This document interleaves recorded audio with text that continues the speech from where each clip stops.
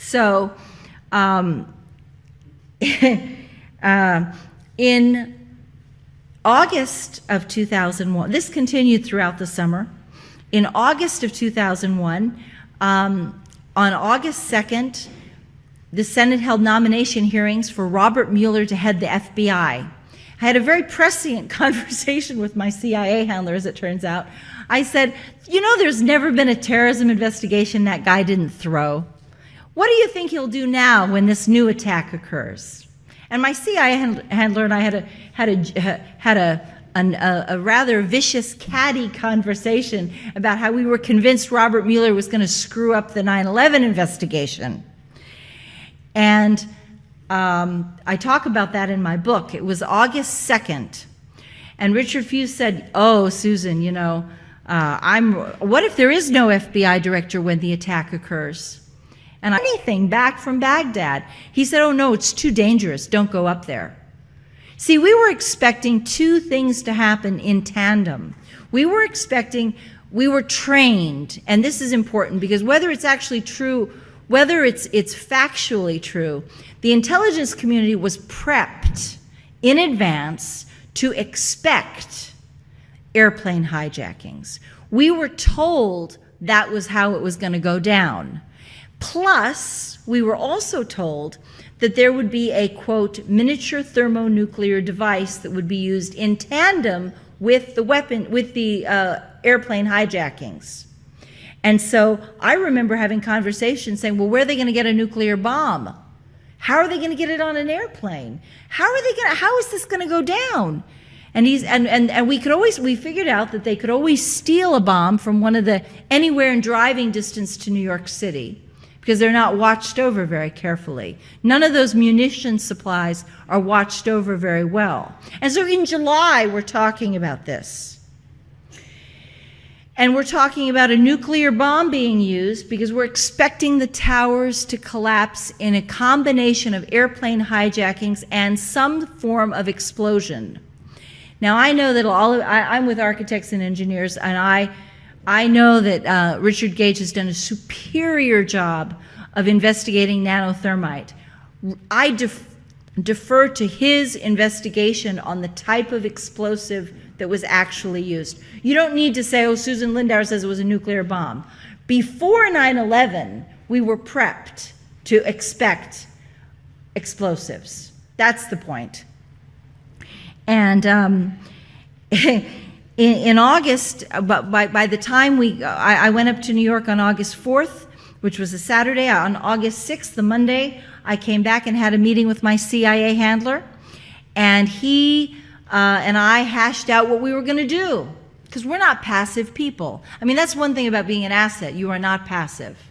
We don't just sit on our hands. So we knew there was going to be something going on. We did something about it. At my CIA handler's instructions, I telephoned the office of Attorney General John Ashcroft.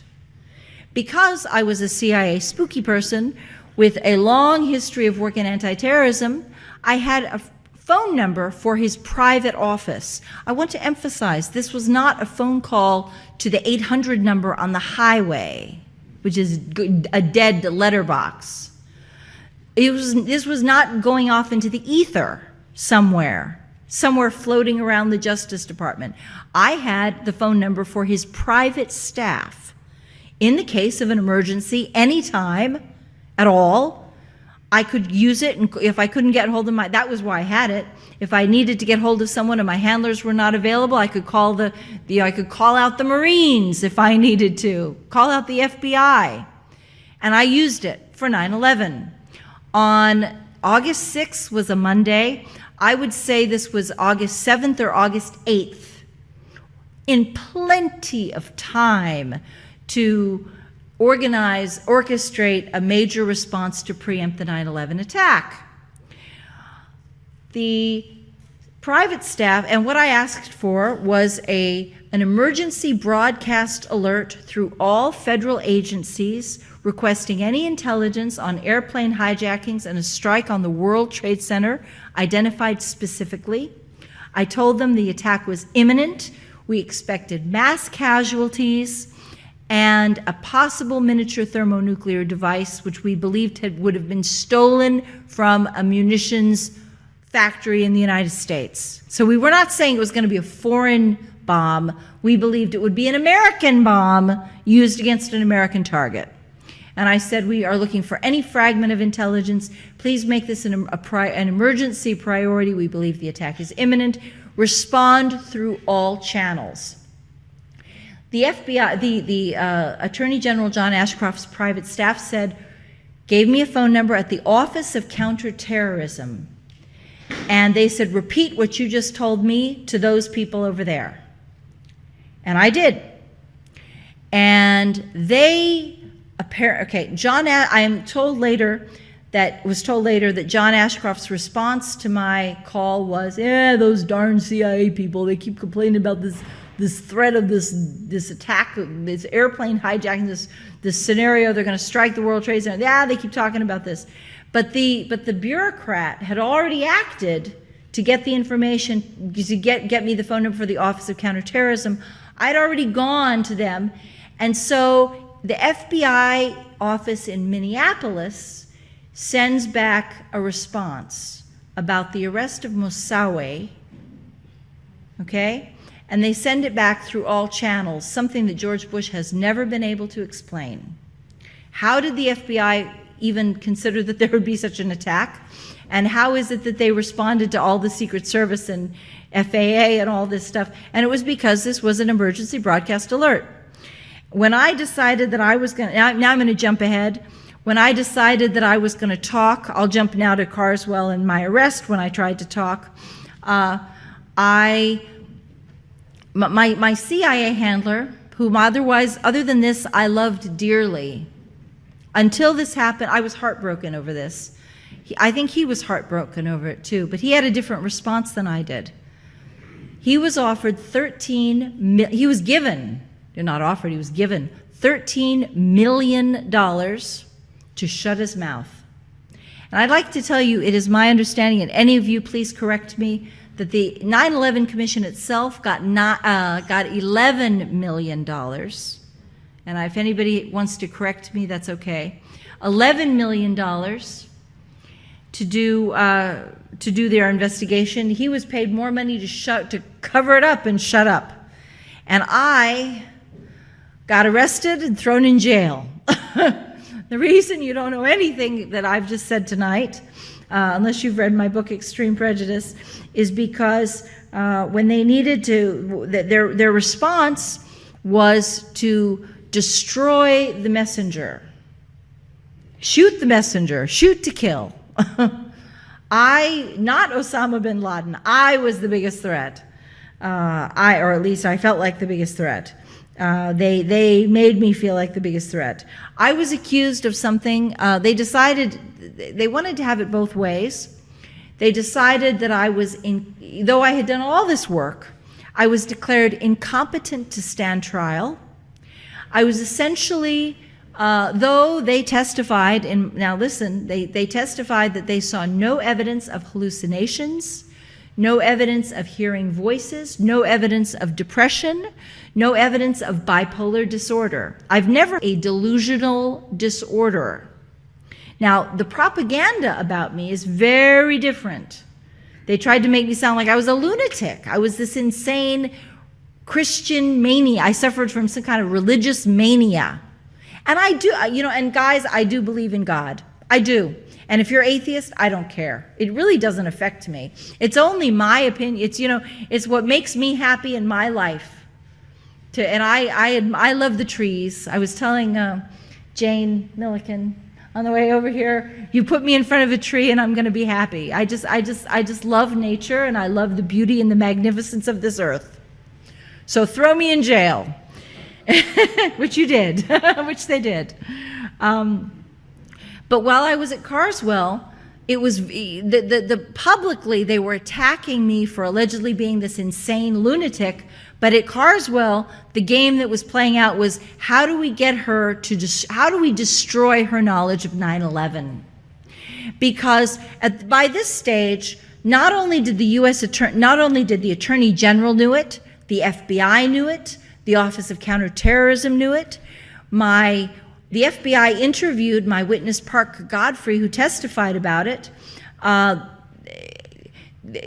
Judge Michael Mukasey, who was my judge, was also hearing Larry Silverstein's insurance claims for the 9/11 case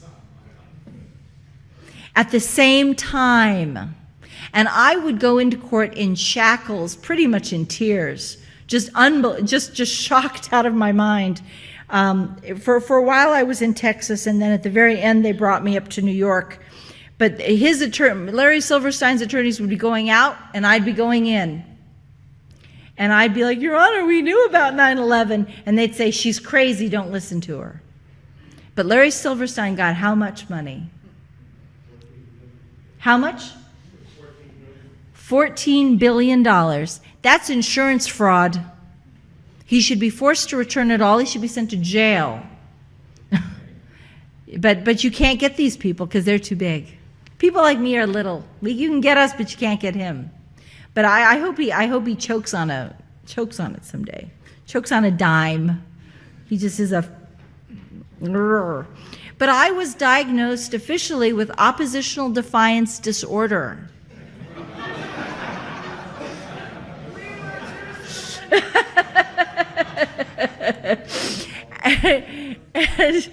The idea and in a lot of politics that it was a lot of a diagnosis that frequently mirrors the old Soviet psychiatry. And let me remind you that until Gorbachev fell, 30% of all intellectuals and dissidents who got in trouble in the Soviet Union, from Brezhnev on, and probably from Stalin on, 30% of them were locked up in mental institutions. They were accused of being sluggish, what the Soviet doctors called sluggish schizophrenia. And they said that on the outside it appeared to be a mild neuroses, and there would be no behavioral problems, no behavioral issues. However, the sluggish schizophrenia manifested as a belief in reform delusions. The idea, seriously, the idea that individuals could make a difference to society, the idea that society needed to be changed and could be changed to something better than what it was right now. And they would dope up these people for years. And let me tell you, that's what they wanted to do to me. They actually petitioned the court for the right to detain me for up to 10 years with no trial, because it's Patriot Act, no trial, no right to a hearing. Now this was complicated because my public defender didn't know how to deal with my case, so he refused to even ask for a hearing. And I was like, I want a hearing. He's like, oh, no, we don't want to do that. Oh, gee, can't you just kind of go along with this? So I was like, no, I'm not going to go along with this. And they wanted to drug me they actually petitioned the court for the right to forcibly drug me with Haldol, Ativan, and Prozac. Though I suffer no depression, they admitted that I suffer no delusional disorder. They had nothing to give the judge. I was not a threat to myself or to anybody else. I was a happy person in prison. The records show that I was cooperative, smiling, good eye contact, low key, no behavioral issues, functioned well on the unit. There was nothing. It wasn't like I was like attacking the guards or I was threatening anybody. I just kept to myself. I stayed, but they knew what my politics was, and that was all it took. And that's what it's about now. While I was there, my uncle, my public defender had abandoned me. My uncle, who was an attorney, tried to visit me, and we saw the first of the NDAA. I was locked up on a military base, so when my uncle shows up, who is an attorney, the military base told him that there was no prison on the base, and I was not an inmate there. I was not located anywhere on their facility. My uncle was quite perplexed by this. He said, I was at the hearing ordering her to go to Carswell. I have letters from the prison. I have the court order documenting her surrender. And what are you talking about? She's not here. How did you move her? How did you do this? He thought that, and then the second time he came, they had a new excuse. And that was that, there was a military base there. Excuse me, there was a prison on the military base, but there had no visiting hours on the weekends. So he wasn't allowed to see me then. Now, he traveled 700 miles in each direction.